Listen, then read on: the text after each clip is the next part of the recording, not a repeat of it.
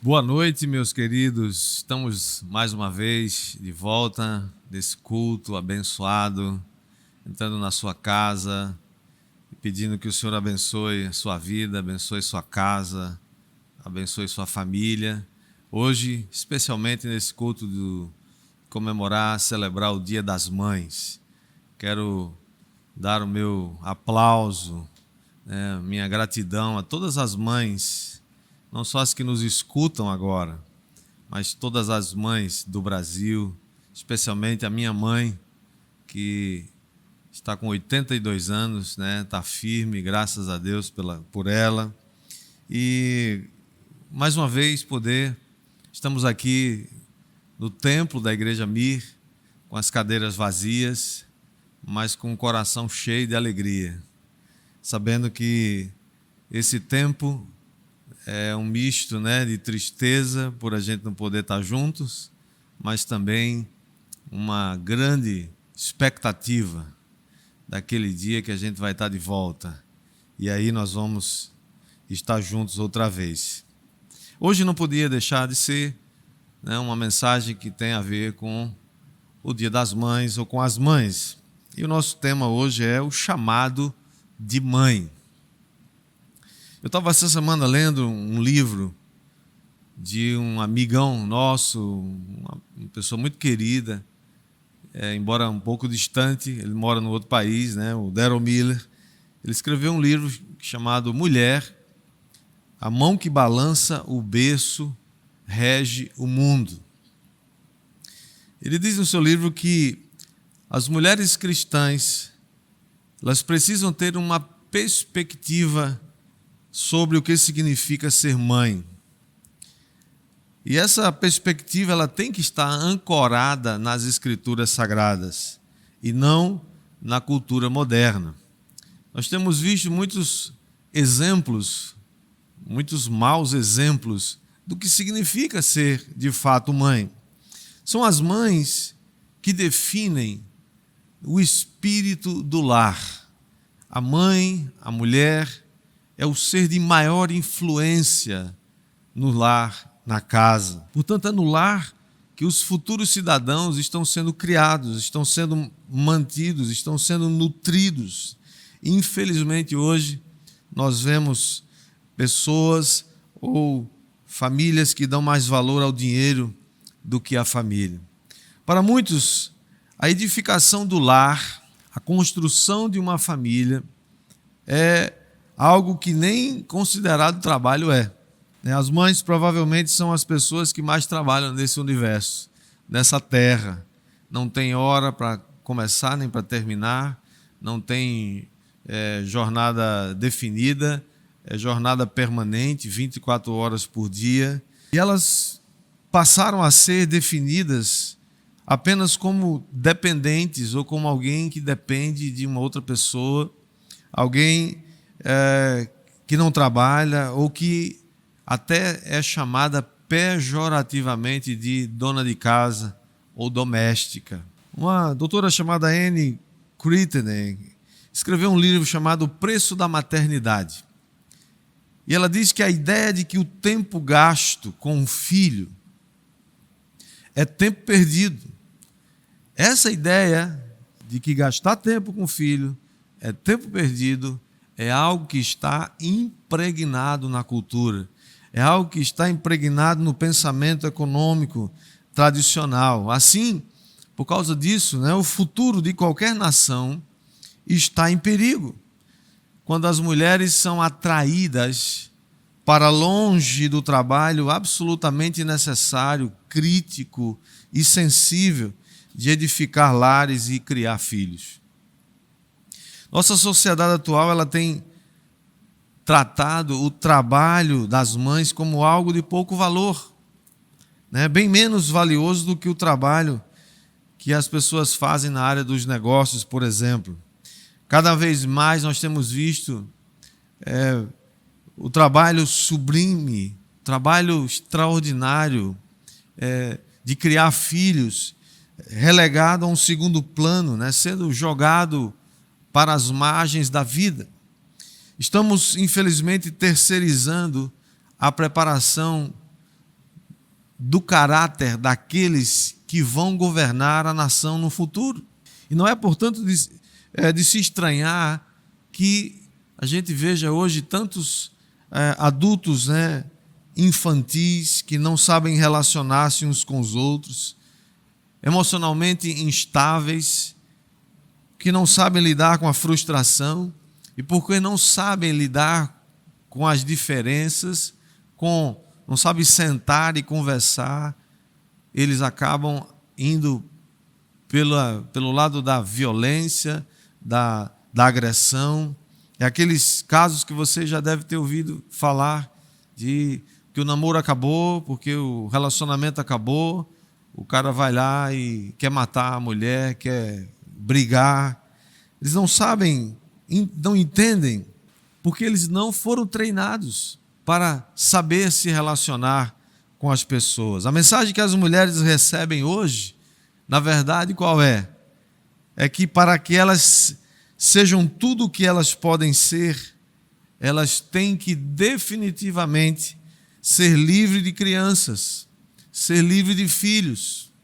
Qual é a máxima que a gente tem ouvido muito hoje? Filhos são caros, dão muito trabalho e atrapalham a carreira. Um vídeo que talvez você tenha visto, está na internet, você pode ir lá ver, fala sobre a população mundial, sobre a evolução da população mundial. Você vai ali, o autor daquele vídeo diz que para que uma sociedade se mantenha, ela sobreviva, para que uma cultura prevaleça ao longo do tempo, ela precisa ter 2,1 filhos por mulher ou por casal. Nós estamos perigosamente nos aproximando de 1 filho por casal. Há nações hoje que estão assim, na Europa principalmente, eles não querem mais ter filhos, eles querem ter cachorros, eles querem ter outras coisas que não filhos. A consequência disso é que as nações e muitas culturas estão agora à beira da extinção. Muito provavelmente, daqui a alguns anos, você não verá mais as nações como você as vê hoje, como elas existem hoje. Essa geopolítica vai mudar na próxima geração, muito provavelmente. Em contrapartida, aquele vídeo diz que você percebe que as famílias muçulmanas, por exemplo, hoje têm de 4 a 6 até 8 filhos. E eles estão crescendo em todos os lugares, especialmente na Europa. O desfecho dessa história, muito provavelmente, já está escrito. Já está na parede, como aconteceu ali naquele banquete com Beltesazar. A Europa, como nós a conhecemos hoje, a Europa secularizada, sem Deus, que deu as costas para o cristianismo, muito provavelmente vai se tornar uma Europa muçulmana em uma ou no máximo 2 gerações. Pergunta é, qual é a resposta? Como é que a igreja lida com isso? Como é que nós podemos preservar a bendita palavra de Deus e como nós podemos dar as costas a essa ideia mundana que nós temos visto, uma ideia secularizada, destruidora, que está afetando a família de um modo violento. Temos visto forças imensas trabalhando para a destruição da família, para corromper a escola e para anular a igreja. É o tripé onde toda a sociedade se mantém e está estabelecida. Mas nós somos os últimos guardiões, os bastiões dessa verdade. A família, a escola e a igreja. Nós vamos manter firmes, nós vamos avançar. Temos que voltar, portanto, ao manual do fabricante. É lá, nas Escrituras Sagradas, que nós podemos saber e conhecer como nós podemos viver e que informações apropriadas nós temos ali. Queria ler com você em 1 Timóteo, capítulo 5, o verso 9. Paulo está escrevendo, dando instruções, e aqui ele está falando das viúvas. E ele diz assim, que nunca seja inscrita uma viúva com menos de 60 anos, e só a que tenha sido mulher de um só marido, tenha testemunho de boas obras, se criou os filhos, se exercitou a hospitalidade, se lavou os pés aos santos e se socorreu os aflitos, e se praticou toda a boa obra. O verso 14, ainda de 1 Timóteo 5, Paulo diz assim: quero, pois, que as que são moças se casem, gerem filhos, governem sua casa, e não deem ocasião ao adversário de maldizer. Ele está levantando aqui algumas características daquelas viúvas de mais idade. Na verdade, ele está falando de um padrão a ser alcançado. Ele está dizendo que essas viúvas de mais idade, elas precisam ser conhecidas por ter sido fiel ao seu marido. E a fidelidade é uma coisa hoje que está sendo debochada. Ser infiel é legal, não é. Infidelidade é pecado. Ele está dizendo aqui, olha, que ela tenha sido fiel ao seu marido. Segunda, que ela seja conhecida por suas boas ações. Quais são essas boas ações? E ele dá aqui, ele enumera essas boas ações quando diz de ter criado filhos, de ter mostrado hospitalidade, de ter lavado os pés aos santos, de ter socorrido os aflitos e de ter se dedicado às boas obras. Mas ele fala também das moças, das viúvas mais novas também. Ele diz, verso 14, o desejo dele é que elas se casem, que elas criem filhos e que governem e administrem a sua casa. Tarefa das mulheres, privilégio das mulheres.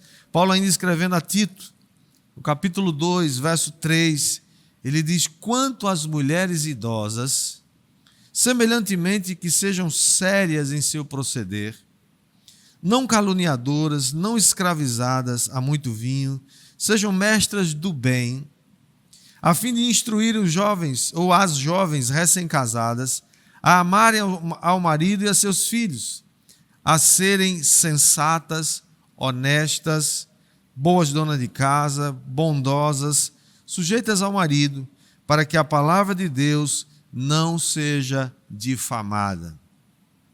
As mulheres idosas aqui, Paulo está dizendo que elas devem ensinar as mais jovens sobre como nutrir, sobre como socorrer, sobre como ajudar a cumprir o seu chamado de mãe, edificar o lar. Provérbios diz que a mulher sábia edifica a sua casa, mas a tola com as suas próprias mãos a destrói. É nesse ambiente que surge o chamado de mãe. Ser mãe é um chamado, é um privilégio. O chamado de mãe é um reflexo do amor de Deus manifestado através das mulheres. O corpo feminino foi construído, foi preparado por Deus para espelhar o coração de Deus. O corpo feminino revela três coisas interessantes. Primeiro, a natureza transcendente da compaixão de Deus. Ela revela a natureza nutridora de Deus. Um dos nomes de Deus é que Ele é o El Shaddai. É aquele que derrama mais do que o suficiente. Esse prefixo Shad também pode ser traduzido como seios. Em outras palavras, essa natureza nutridora de Deus é revelada na mulher. A capacidade que ela tem de amamentar, de nutrir e também da proteção de Deus. A mulher é protetora, é acolhedora, ela cuida dos seus filhos. Portanto, a sua compaixão é revelada no seu útero. A mulher gera, nutre e a criança e o bebê cresce no seu útero, no seu ventre, até o momento apropriado de nascer. A sua natureza nutridora também é revelada em seus seios, seios que amamentam, seios que nutrem, seios que alimentam. E a sua proteção é demonstrada através dos braços aconchegantes, que cuidam, que abraçam, que são os braços de mãe.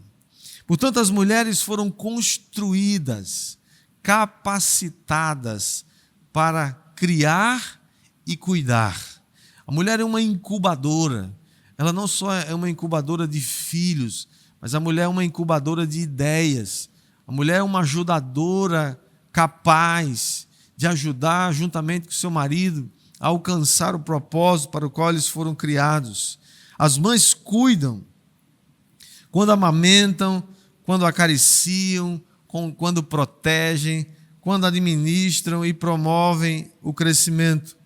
Por outro lado, elas também criam, quando elas geram, quando elas treinam, quando elas educam as crianças, cultivando a sua mente e formando a sua moral. É a mãe, portanto, e não a escola, que desempenha o papel mais crítico na formação de uma nação.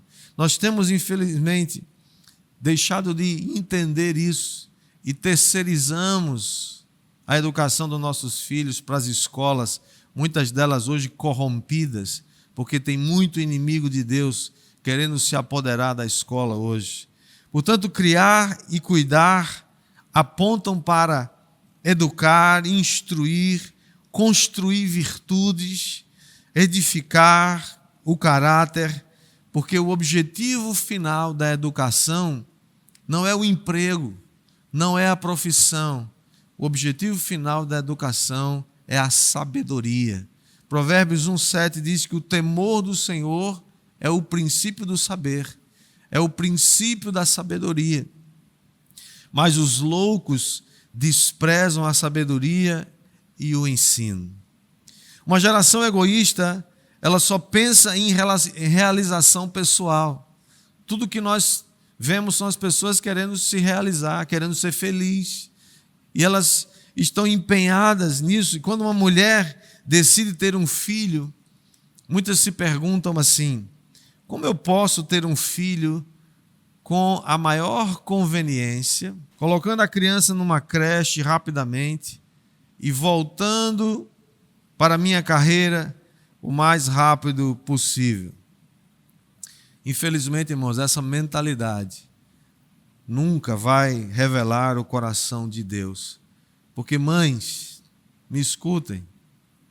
Mães, vocês foram chamadas para edificar famílias. Vocês foram chamadas para construir nações. Vocês foram chamadas para edificar famílias, exemplo dessa influência. Estão presentes em muitos lugares, inclusive nas Escrituras Sagradas. Olha o que acontece com Eva. Eva é a mãe, ou ela foi a mãe de todos os viventes, está lá em Gênesis 3:20.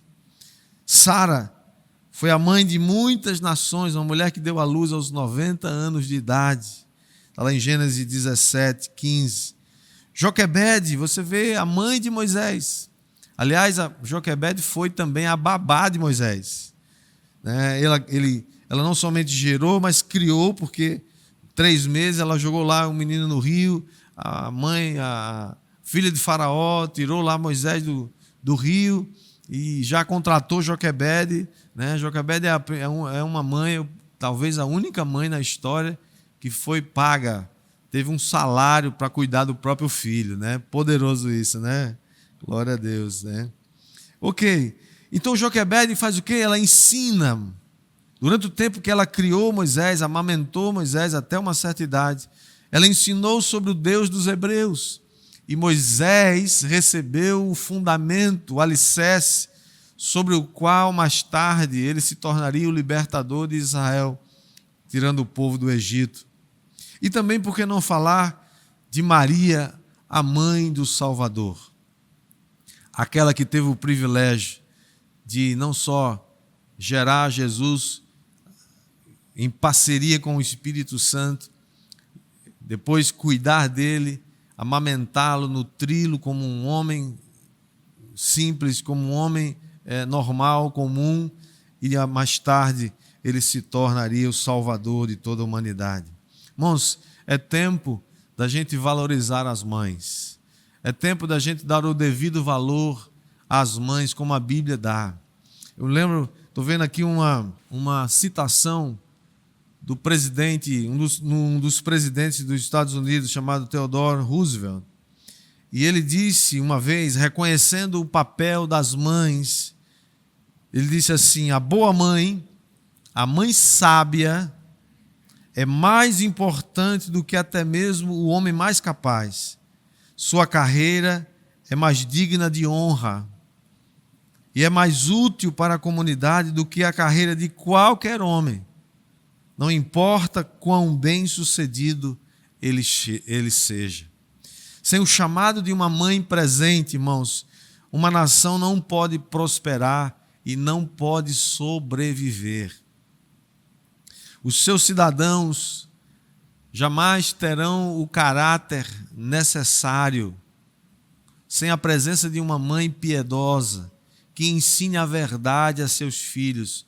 Uma nação jamais permanecerá de pé, porque eles não terão nem o caráter necessário, não terão o conhecimento e não terão a sabedoria para governar uma sociedade justa e próspera. Talvez você já tenha visto o que está acontecendo em muitos casos no Brasil. Muitos governantes que não deveriam estar lá, porque eles nunca tiveram o caráter, nunca tiveram a segurança da sabedoria, do conhecimento, do entendimento, da firmeza, da integridade suficiente para estar onde eles estão. Portanto, o papel principal, irmãos, de uma mãe é formar o caráter de Cristo em seus filhos. Portanto, essa tarefa, ela é muito enfatizada. E eu queria ler com você o que está lá em Provérbios 31, onde uma mulher é retratada, inclusive, mãe e como esposa, dentre outras qualidades que é atribuída a essa mulher, também chamada de mulher virtuosa. Em seu papel de administrar sua casa, né, ela complementa seu marido no seu papel de governar a cidade. E é claro que nenhuma mulher pode pretender ter todas essas qualidades que essa mulher de Provérbios 31 tem, mas ela vai desejar, toda mulher precisa desejar ter essas qualidades que edificam um ambiente familiar saudável, equilibrado, emocionalmente estável. Uma mulher que traz saúde para a família e que também providencia auxílio para aqueles que dele necessitam. Eu quero ler com você Provérbios 31, a partir do verso 10, que diz assim: mulher virtuosa, quem a achará? O seu valor muito excede o de finas joias. O coração do seu marido confia nela e não haverá falta de ganho. Ela lhe faz bem e não mal todos os dias da sua vida. Busca lã e linho e de bom grado trabalha com as mãos. É como um navio mercante. De longe traz o seu pão e ainda à noite já se levanta, dá mantimento à sua casa e a tarefa às suas servas. Verso 16 diz: examina uma propriedade e adquire-a, planta uma vinha com as rendas do seu trabalho. Cinge os lombos de força e fortalece os braços. Ela percebe que o seu ganho é bom. A sua lâmpada não se apaga de noite. Estende as mãos ao fuso, mãos que pegam na roca. Abre a mão ao aflito e ainda a estende ao necessitado. No tocante à sua casa, não teme a neve, pois todos andam vestidos de lã escarlate. Faz para si cobertas, veste-se de linho fino e de púrpura. Seu marido, ela é uma mulher casada, seu marido é estimado entre os juízes quando se assenta com os anciãos da terra. Ela faz roupas de linho fino e vende-as e dá cinta aos mercadores. A força e a dignidade são os seus vestidos, e quanto ao dia de amanhã, não tem preocupações. Fala com sabedoria e a instrução da bondade está na sua língua. Atende ao bom andamento da sua casa e não come o pão da preguiça. Levantam-se seus filhos, ela é mãe, e lhe chamam ditosa. Seu marido a louva, dizendo: muitas mulheres procedem virtuosamente, mas tu a todas sobrepujas. Enganosa é a graça, e vã a formosura, mas a mulher que teme ao Senhor, essa será louvada. Dá-lhe do fruto das suas mãos, e de público a louvarão as suas obras. Essa mulher extraordinária, que é esposa, que é mãe, e que tem todas essas qualidades. Por exemplo, ela se preocupa com os pobres e necessitados. Verso 20, ela administra bem a sua casa. Irmãos, é uma das coisas que nós precisamos hoje, as mulheres precisam entender isso. Mulheres cuidam da casa. É claro que o marido faz parte disso, mas elas precisam entender que elas cuidam, é sua atribuição.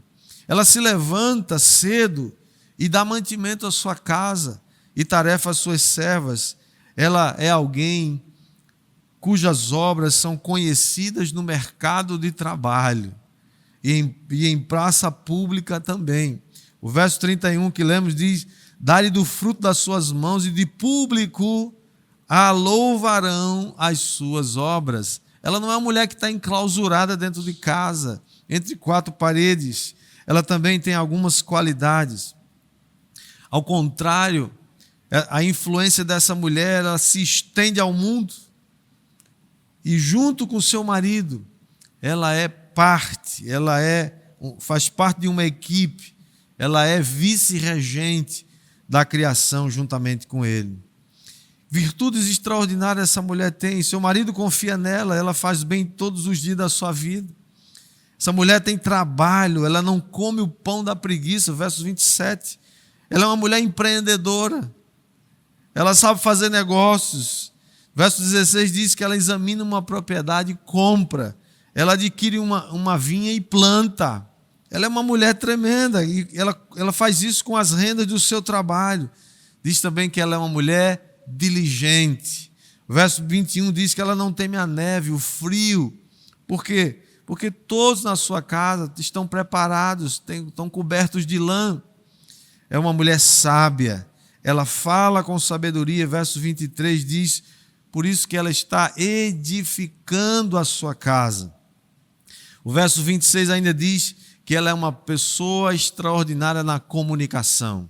Ela sabe falar. Toda mulher sábia sabe falar. Toda mulher sábia não é rixosa. Toda mulher sábia não fica gritando. Toda mulher sábia não fica, com aquelas coisas aradas todas, Não fica com aquela mulher gasguita, pelo amor de Deus, gente, que é isso? A mulher sábia sabe falar. Aqui está dizendo, aqui está dizendo que a instrução da bondade está na sua língua. Ela é uma mulher tremenda, ela é uma mulher eficaz, ela é uma mulher que sabe falar. E por último, ela é a esposa e a mãe. Os versos 28 e 29 diz que os seus filhos se levantam e a chamam ditosa, a elogiam. Essa é uma mulher, uma extraordinária. O seu marido, esse é apaixonadão, esse camarada. Olha só, ele diz: seu marido a louva, dizendo: muitas mulheres procedem virtuosamente. Tem muita mulher por aí fazendo as coisas direito, tem muito, mas você, meu amor, você a todas sobrepuja, você é melhor do que todas elas. Essa é uma mulher que entendeu que o seu lar é o alicerce do mundo. Essa mulher entendeu que a sua casa é o centro de irradiação de cultura para essa terra. E não as redes de TV que estão liberando lixo na sala da sua casa. O lar edificado na rocha que é Cristo é o lugar ideal, é o lugar que Deus planejou para que a cultura, a boa cultura, seja espalhada por toda a terra. Essa mulher entendeu que a sua tarefa não é de brigar com o marido, não é de criar eu e ele sua tarefa não é ser melhor ou se igualar a seu marido. Não, ela entende que sua tarefa é ajudar o marido a construir uma família. Sua tarefa é construir uma sociedade forte e temente a Deus, porque não existe nação forte sem famílias fortes. Não existe uma nação que sobrevive se as famílias estão naufragando. Essa mulher é de fato realmente preciosa. Ela é mais preciosa do que os rubis. Ela tem o seu valor muito maior. O verso 10 diz que o seu valor excede ao de finas joias. Ela é uma mãe extraordinária. Ela entendeu o seu chamado de mãe, o seu chamado de esposa, o seu chamado para ser o ser de maior influência na face da terra. O diabo tem mentido para muitas mães e muitas mulheres, dizendo: sai de casa, vá encontrar significado no mercado de trabalho, vá ser alguém que encontre um bom emprego e seja feliz. Isso é mentira. Nada contra pessoas, mulheres que trabalham, e é uma bênção. Não estou dizendo que não deve fazer isso, eu estou dizendo que esse pode ser o canto da sereia, o canto da mentira. As mulheres não podem abandonar o seu lugar maior, mais sublime, sua tarefa mais extraordinária, a oportunidade maior que Deus nos deu. A mulher é esse ser extraordinário que Deus planejou para trazer ao mundo todas aquelas pessoas que estão vivas, né? Todo mundo tem uma mãe. Nós temos isso em comum. Todo mundo tem uma mãe. Eu queria orar agora pelas mães. Orar por você, mãe. Que você redescubra o prazer, a alegria, o caráter sublime, a natureza que foi dada por Deus a você, mãe, para trazer ao mundo.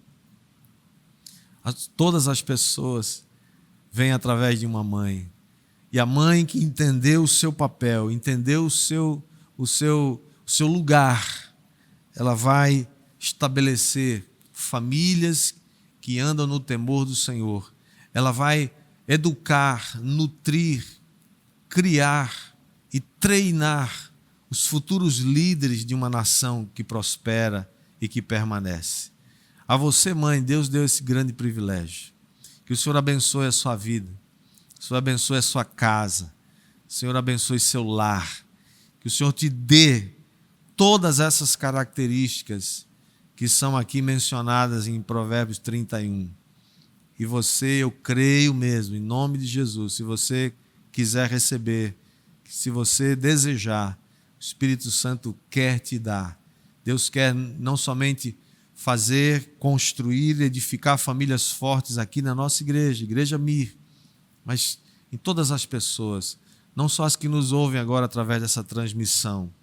Deus quer fazer isso em todas as famílias da terra. Vamos orar. Feche seus olhos agora onde você está. Gostaria que você tivesse toda a sua atenção agora. Não se disperse. Não converse agora com a pessoa do seu lado. Feche seus olhos. Põe seu coração em Deus. Vamos clamar a Deus pelas famílias. Tantas famílias quebradas, tantas famílias destruídas, tanto casamento destruído, por pura e dureza de coração, falta de entendimento do que o manual do fabricante nos fala, nos ensina. Tanta dor, tanto sofrimento tem sido provocado pela ignorância, pela incapacidade de perceber que Deus nos deu papéis tão preciosos, que a equipe formada por um homem, uma mulher, um marido e uma esposa, criando seus filhos, é o propósito de Deus. Foi assim que Deus estabeleceu desde o princípio, desde o início de todas as coisas. Eu quero orar agora por cada mãe, por cada esposa, por cada marido, cada família. Pai, eu quero te agradecer, Senhor, porque o Senhor não nos deixou sem saber ou ignorantes a respeito da tua vontade. Pai, a tua vontade está clara nas Escrituras. Pai, especialmente eu oro pelas mães, que nesse dia das mães, Senhor, recebem o carinho dos seus filhos. Eu oro por aquelas que porventura não estão longe agora, por motivos de distância, de distanciamento social. Eu oro para que o Senhor visite agora cada mãe, cada uma seja tocada agora e ela receba, cada uma receba do Senhor um toque especial. Mas principalmente eu te peço que cada uma receba do Senhor, redescubra em Deus o seu valor, o seu papel de mãe extraordinário, maravilhoso, que Deus estabeleceu. Eu oro, Senhor, para que aquelas mães que ainda não descobriram a sublimidade de ser mãe, Senhor, traz à luz agora. Pai, que toda mentira a respeito, Senhor, de criar famílias, filhos, seja agora quebrado, que toda mentira seja desvendada agora. Pai, e todos nós possamos descobrir em Deus como é maravilhoso cumprir o chamado de Deus para a nossa geração. Permita, Senhor, que sejamos pais, mães, que andam no temor do Senhor e que cada casa, cada família receba do toque especial agora do Senhor e se alegre, receba paz, receba alegria, receba provisão para abençoar a sua casa, a sua família.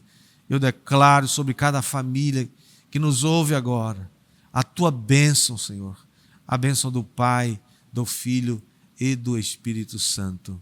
Em nome de Jesus, em nome de Jesus, em nome de Jesus.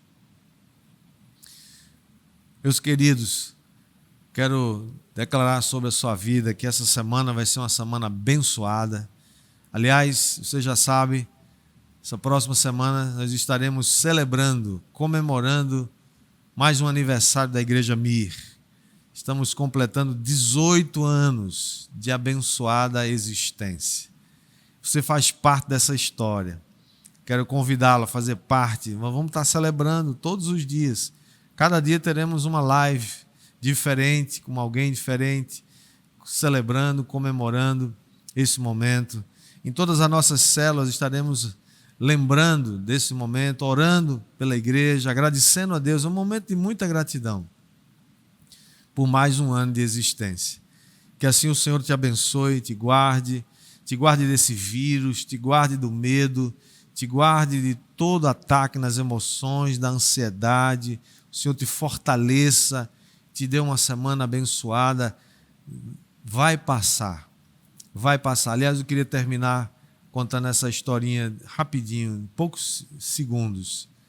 Um rei perguntou assim a um sábio, disse: eu queria que você construísse uma frase, que eu colocasse aqui diante do meu trono, para que quando eu estivesse muito triste, essa frase me levantasse.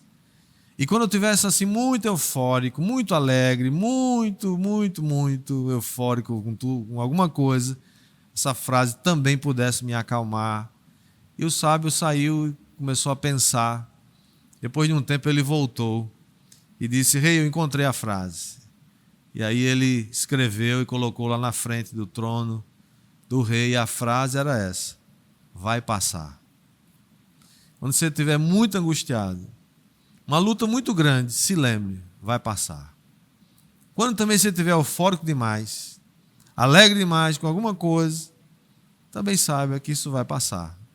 O que não vai passar é a palavra bendita do Senhor Jesus. O que não vai passar é a nossa certeza de que um dia estaremos para sempre com o Senhor. O que não vai passar é o que a palavra de Deus garante. Isso não vai passar. Mas essa pandemia vai passar já já. E nós vamos estar juntos outra vez. Que o Senhor te abençoe e te guarde. Que o Senhor faça resplandecer o seu rosto sobre ti. O Senhor tenha misericórdia de ti. Sobre ti o Senhor derrame a sua bênção. E eu quero declarar que em breve nós estaremos juntos. Em breve essas cadeiras estarão todas cheias, repletas de gente feliz e agradecida a Deus por estar junto mais uma vez. Recebam todos a bênção dos apóstolos. que a graça do Senhor Jesus, o amor de Deus, o nosso Pai Celestial, a comunhão, as consolações do divino, santo e doce Espírito Santo sejam sobre todos nós, sobre toda a igreja de Cristo espalhada em toda a face da terra, hoje e para todos sempre. Amém e amém. Deus abençoe, queridos. Uma boa semana.